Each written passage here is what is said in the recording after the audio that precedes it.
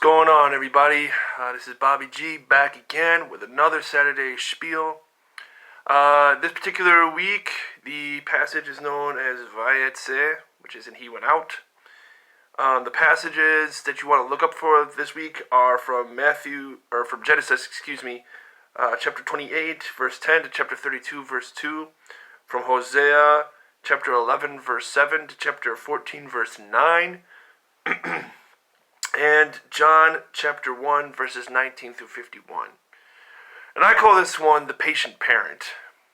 I call this the patient parent because when I look through all three of these passages, in the passages in Genesis we see Jacob, who has basically been sent by his mom to go to the land of Haran, also known as Aram HaNaharaim, to find a wife. And, there's the whole thing with Leah, and her sister.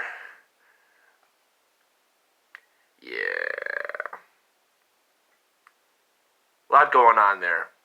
And with Laban, and all the craziness, all the family drama and everything. And this is after Jacob had just swindled his brother and he swindled his father, although technically you could say that may not necessarily have been the case, considering that Esau should have known better than to sell his birthright. And, you look at Hosea and you look at how God talks about how Esau was his firstborn and Ephraim is his son, and Judah and all that, and just how they're acting a fool, and how God plans to bring them back and to, restore them, and how Jacob ends up getting restored in the end after him and Laban make a covenant. And, with Leah and Rachel, or Rachel, if you want to be proper with it, it's interesting how things go and how crazy things become. Eventually, in the book of John, just like the other four Gospels, we see some of the callings of the disciples. We see Philip, we see Nathaniel, we see Andrew, and we see Simon, who is later named Peter, which, by the way, in Hebrew is Kepha, which stands for a rock. And, you see these callings, and you see John the Baptist, who's kind of paving the way in the beginning of John as well. Funny enough, John the Immerser, as he would probably be better known as, because that's what baptize meant in that particular passage, was mean to dunk you all in the water. Just as a little side note, for those who want to know what kind of baptism John was given, he was given dunked, and that's what later was happening with Jesus and the disciples. It's what they call a mikvah. But anyway, the reason I call it the patient parent is because, in spite of Jacob and Laban acting a fool towards each other, in spite of Israel and Judah acting a fool before God, in spite of what eventually we'll look as the Judean leaders, the Pharisees, the Sadducees, the Zealots, the Essenes, and to some extent Jesus' own disciples, also known as his Talmudim, in spite of them acting a fool, he is ever patient, ever waiting.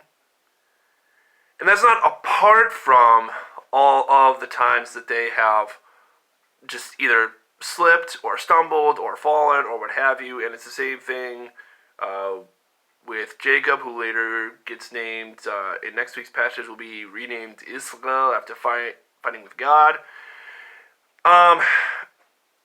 We see that he's not patient apart from our flaws, but in spite of them. And, you look at that, and the thing I look at my life, especially in how things have been recently, is how patiently God has been with me in spite of myself. How merciful, how loving, how caring he has been to me as his son in spite of myself. It's all of us who are made in his image and likeness, who are the sons and daughters of God, who have chosen to follow Jesus, who have chosen to follow Yeshua. When you look throughout the Gospels and you look throughout the whole of the Word, God is ever and always the ever-patient parent. You could look through Torah, you could look through Tanakh, you could look through the Nevi'im and the Chetuvim, which is the prophets and the writings, which makes up the Old Testament along with the Torah, which are the books of Moses. You can look through the Gospels, you can look through the book of Acts, you can look through any of the letters of Peter, Paul, James, John, and them.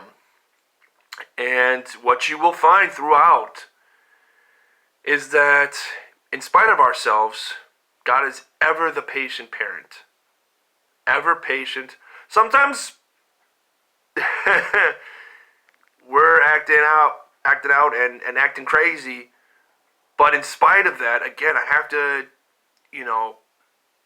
bring this up. I have to emphasize how God is ever patient.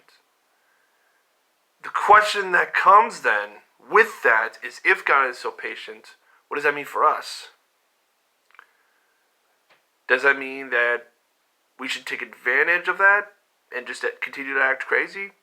Or does it mean that perhaps maybe we should take the time to really understand why God is so patient, to understand why he doesn't seem that anyone should perish? Because even in Scripture says, does he not wish that everyone should turn from their evil ways and to live? And again, it is written that he takes no delight in the death of the wicked. So maybe the question should be, if God is going to be patient with us, should we not live a life that is grateful and thankful for that? Just some food for thought as we go through the week. And I hope during this week you see how patient God really is. My name is Bobby G. This is my Saturday Shpiel. I'll see you all Tuesday for Bobby's Rook Review, and then I'll see you again here a week from today, hopefully, for the Saturday Shpiel for next week. Peace.